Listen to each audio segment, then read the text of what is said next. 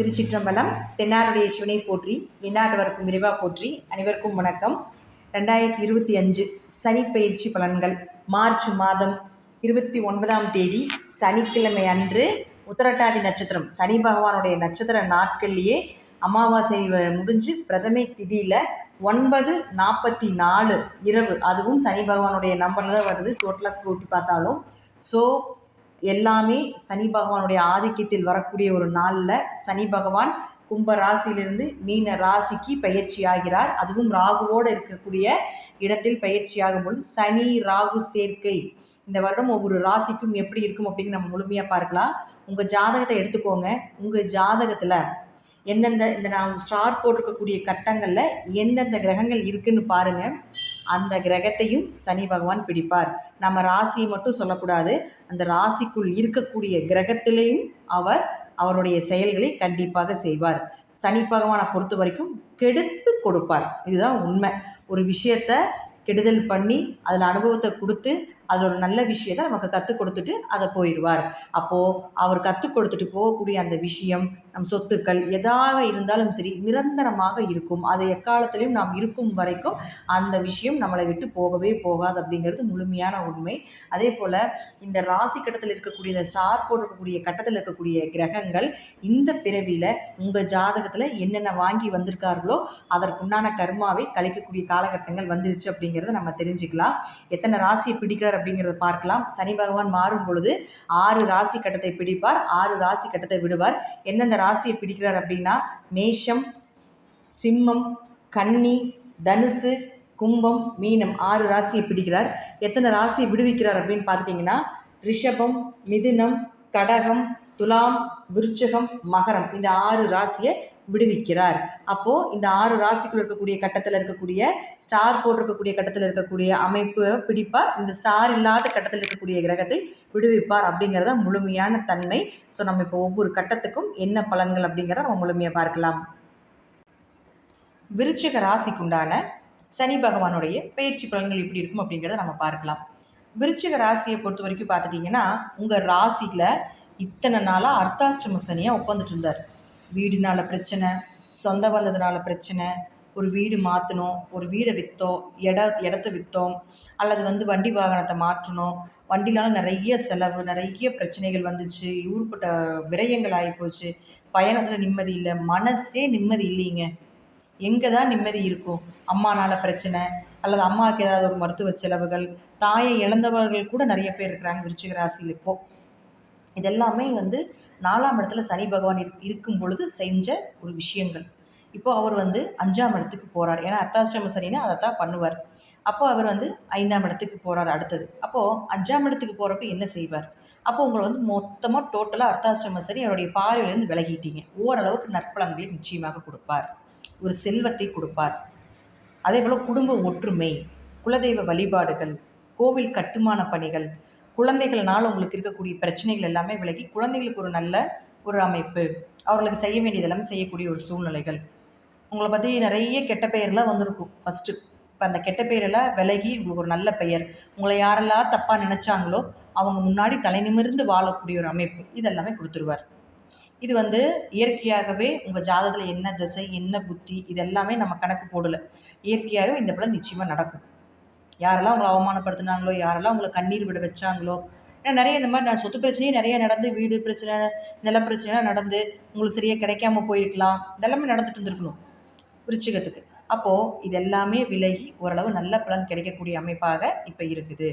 அப்போ சனி 5ல் வரும்பொழுது என்ன பண்ணுவார்னா கொஞ்சம் குழந்தைகளுக்கு கொஞ்சம் படிப்பு ரீதியாக ஒரு மந்த நிலையை கொடுப்பார். கொஞ்சம் அவங்களுக்கு மட்டும் கொஞ்சம் கான்சன்ட்ரேஷன் பண்ணுங்கள். அதே போல் பெரிய அளவுக்கு ப்ராப்ளமாக நம்ம எடுத்துக்கிறது என்னென்னு பார்த்துட்டிங்கன்னா குடும்பத்துக்குள்ளே 3ஆம் நபர்கள் மூலமாக பிரச்சனைகள் வரும். தேவையில்லாத குடும்பத்துக்குள்ளே நீங்களே பேசி பிரச்சனையை முடிச்சிட்டிங்கன்னா ஒன்றும் இல்லை. 3ஆவது நபர் பஞ்சாயத்து பண்ணினாங்கன்னா பிரச்சனைகளை வரும், பிரச்சனைகளை கொடுப்பார். அவங்க மூலமாக பிரச்சனை. அப்போ மற்ற நபர்கள் மூலமாக உங்கள் குடும்ப ரீதியாக யாருக்கும் வராது, மற்ற நபர்கள் மூலமாக உங்கள் சுற்றி இருக்கக்கூடியவர்கள் மூலமாகத்தான் இந்த 5ல் சனி இருக்கும் பொழுது ஏதாவது ஒரு பிரச்சனைகளை கொடுப்பார் அப்படிங்கிறத அமைப்பு. இது அனுபவ ரீதியாக எடுக்கக்கூடிய ஒரு பலன். அடுத்தது பாருங்கள், இந்த ஸ்டார் போட்டிருக்கக்கூடிய 6 ராசி கட்டங்களில் உங்கள் ஜாதகத்தில் என்னென்ன கிரகங்கள் இருக்குதுன்னு ஃபஸ்ட்டு அனலைஸ் பார்த்துக்கோங்க. இப்போ பாருங்க, அங்க செவ்வாய் இருக்கார். ஃபர்ஸ்ட்டு செவ்வாய் 1 மற்றும் 6ஆம் அதிபதி. அவர் அங்க போய் இருந்ததுன்னா பெயர், புகழ், மதிப்பு, கொஞ்சம் ஆரோக்கிய குறைபாடுகள் இதெல்லாமே இருக்கும். கொஞ்சம் உங்களுடைய பெயர், புகழ் குறையும். யாருக்கு என்ன செஞ்சீங்கனாலும் ஒரு நல்லது அப்படிங்கிறது வாய திறந்து சொல்லவே மாட்டாங்க. செஞ்சுட்டு வாங்கிக்குவாங்களே தவிர, திருப்பி உங்களுக்கு அந்த நல்ல பெயரோ, அதற்குண்டான ஊதியமோ எதுவுமே கிடைக்காது. அவமானப்படுத்தாம இருந்தாங்கன்னா சரி, அப்படின்ட்டு வந்துருங்க. அப்போ அவரே செவ்வாய் வந்து இந்த 6 கட்டத்துக்குள்ள இருக்கும் பொழுது, பெயரோ, புகழோ கெட்டாலும் பரவால்ல. நோய் இல்லாம தப்பிச்சுக்கோங்க. நோயோ, வம்பு வழக்குகளோ, கடனோ இதெல்லாமே ஏற்படுத்தி குடுக்கக்கூடிய ஒரு அமைப்பு வந்துரும். 6ஆம் இடங்கிறது வேலையாட்கள்னு சொல்றோம். அப்ப வேலையாட்கள் மூலமாக பிரச்சனை. உங்களுடைய தொழிலாளர்கள் மூலமாக, தொழில் செய்யக்கூடிய இடத்துல பிரச்சனை, உங்களுடைய முதலாளிகள் மூலமாக பிரச்சனை, ஏதாவது ஒரு வழியில நிம்மதி இல்ல வேலையில அப்படிங்கிறது ஏற்படுத்தி குடுத்துருவார். இப்ப வந்து ஒருத்தர் அரசு வேலைக்கு ட்ரை பண்றீங்க. 6ஆம் இடங்கிறது அரசு வேலை, தேர்வு எழுதுறது, அரசு தேர்வு எழுதுறது 6ஆம் இடம். அப்போ எதிர்பார்த்த மார்க் கிடைக்காது. எதிர்பார்த்த வேலை கிடைக்காது. ஏனோ தானோன்ட்டு ஒரு வேலைய அமைச்சு கொண்டு போறது, இதெல்லாமே பண்ணிருவார். அப்ப இதுலயும் கொஞ்சம் கவனமா இருந்துக்கணும். இந்த 6 ராசி கட்டத்துக்குள்ள செவ்வாய் இருந்தா. அடுத்தது குரு. இந்த குரு இந்த 6 ராசி கட்டத்துல இருந்தா பணம் கொடுக்கல் வாங்கல் கண்டிப்பா பிரச்சனை வரும். யாருக்கு பணம் கொடுத்தீங்கனாலும் திரும்ப வராது. தொழில் ரீதியாக தொழில்ல நெறைய பிரச்சனைகளை நீங்க சந்திச்சுட்டு இருந்தாலும், பணம் கொடுக்கல் வாங்கல்ல கொஞ்சம் கவனமா இருந்துக்குங்க. வேலையாட்களுக்கு சம்பளம் குடுத்தீங்கன்னா கொஞ்சம் கவனமா இருங்க. அப்ப குழந்தைகள்னால 5ஆம் இடங்கிறது குழந்தைகள்னு சொல்றோம். அப்ப குழந்தைகள்னால ஒரு பிரச்சனைகள், குழந்தைகள்னால கொஞ்சம் மனக்கசப்புகள், குடும்ப ஒற்றுமையில கொஞ்சம் பிரச்சனைகள் கை வைக்கிறது, இதெல்லாமே குரு இந்த 6 கட்டத்துல இருந்தா செய்வார். ஜாமீன் கையெழுத்து போடவே கூடாது. பேச்சால பிரச்சனை, குடும்பத்துல பேசி பேசி பெரிய பிரச்சனை பண்ணாம இருந்தீங்கன்னா சரி, குரு இதுக்குள்ள இருந்தா. அடுத்தது சனி பகவான். சனி பகவான் இந்த 6 ராசி கூடத்துல எங்க இருந்தாலும் உங்க ஜாதகத்துல பரவால்ல. ஒரு இடமாற்றமோ, ஒரு வீடு மாற்றமோ, ஒரு தொழில் மாற்றமோ நிச்சயமாக கிடைக்கும். ஒரு ஆண் வாரிசு கூட கிடைப்பதற்குண்டான வாய்ப்பையும் கூட ஏற்படுத்தி குடுப்பார். அடுத்தது பாருங்க, இவரு என்ன பண்ணுவாருன்னா, வீடோ, சொத்துக்களோ ஏதாவது இருந்ததுன்னா, ஒரு வம்பு வழக்குக்கு அப்புறம் பிரச்சனைகளை மறுபடி தீர்த்து குடுப்பார். உங்க கூட பிறந்தவங்கள இந்த காலகட்டங்கள்ல பெரிய பிரச்சனைகளை ஏற்படுத்துவாங்க. அவங்க மூலமா உங்களுக்கு நெறைய பிரச்சனை வரும். ஏன்னா 3ஆம் இடங்கிறது உங்க இளைய சகோதரர்களை குறிக்கக்கூடிய ஒரு இடம். அப்ப அவங்க மூலமாக உங்களுக்கு பிரச்சனைகள் வரும். 3ஆம் இடங்கிறது மாமனாரை சொல்லக்கூடிய ஒரு இடமாக இருக்கிறதுனால, மாமனார் மூலியமாவும் பிரச்சனைகள் வர்றதுக்கு வாய்ப்புகள் உண்டு. அல்லது மாமனார் சொத்துக்கள் பிரச்சனை, அல்லது மாமனாருக்கு ஏதாவது ஒரு உடல் ரீதியாக மருத்துவ செலவுகள் செய்ய வேண்டிய ஒரு சூழ்நிலைகள் வரும். இதிலேயே கொஞ்சம் கவனமா இருங்க. தாயினுடைய ஆரோக்கியத்தில இன்னும் கொஞ்சம் கவனம் செலுத்துங்க. அடுத்தது பாருங்க சுக்கிரன். இந்த சுக்கிரன் வந்து இந்த 6 ராசி கட்டத்துல எங்க இருந்தாலும் சரி, கொஞ்சம் திருமணம் சார்ந்த விஷயத்துல கொஞ்சம் கவனமா இருங்க. பொண்ணு பார்த்தாலும் சரி, மாப்பிள்ளை பார்த்தாலும் சரி, கொஞ்சம் ஏமாற்றங்களை குடுக்குற மாரி இருக்கும். அதனால அதில கொஞ்சம் கவனமா பார்த்து ஒரு முறைக்கு 10 முறை யோசிச்சு பண்ணுங்க. கணவன் மனைவிக்குள்ள கொஞ்சம் கருத்து வேறுபாடுகள், பார்ட்னர், நண்பர்கள் எல்லாமே கொஞ்சம் எதிர்ப்புகள், பார்ட்னர் போட்டு தொழில் பண்ணிட்டு இருக்கீங்களா? அதில கொஞ்சம் மனக்கசப்புகள், பிரிவினைகள், பயணங்கள்னால நெறைய இழப்புகள், விரயங்கள் இதெல்லாமே ஏற்படுத்தி குடுப்பார். அதேபோல தீர்த்த யாத்திரை, கோவில் வழிபாடுகள், ஆன்மீக செலவுகள் இதெல்லாமே நெறையா இருக்கு. கொஞ்சம் மருத்துவ செலவுகள் உண்டு அப்படிங்கிறதையும் நம்ம தெரிஞ்சுக்கலாம். அடுத்தது புதன். இந்த புதன் அப்படின்னு சொல்லக்கூடியவர் இந்த 6 ராசி கட்டங்கள்ல எங்க இருந்தாலும் சரி, நிச்சயமாக உங்களுக்கு ஒரு அ தீயதையும் குடுக்கும், நல்லதையும் குடுக்கும். ஏன்னா 8, 11ஆம் அதிபதி அவர்.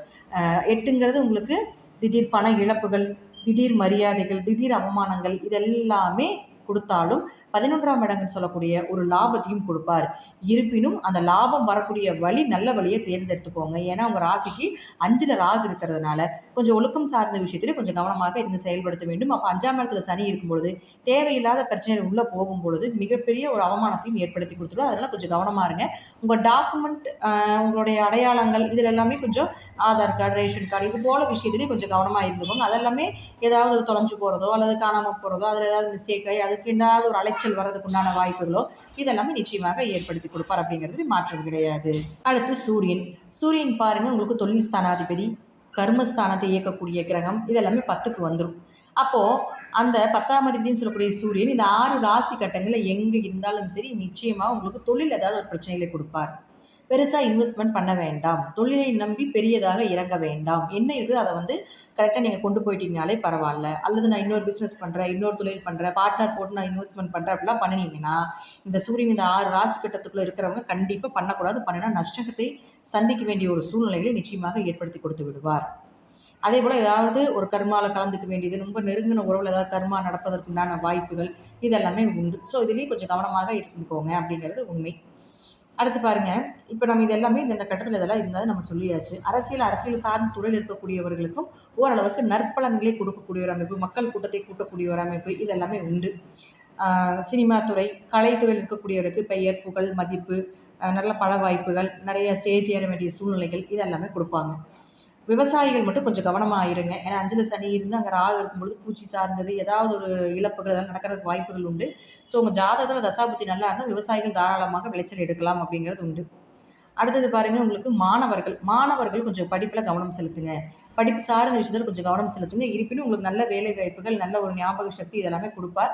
5ல் சனி இருந்தால் கொஞ்சம் மந்த குணங்களும் உண்டுன்னு இருக்கு. ஸோ அதிலேயே கொஞ்சம் ஹார்ட் எஃபர்ட் போட்டீங்கன்னா அந்த மந்த குணம் நிச்சயமாக குறையும்.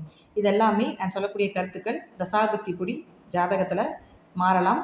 நன்றி. மீண்டும் ஒரு நல்ல பதிவில் சந்திக்கலாம். திருச்சிற்றம்பலம், தில்லையம்பலம், ஸ்ரீ நரசிம்ம தொடிலே சரணம்.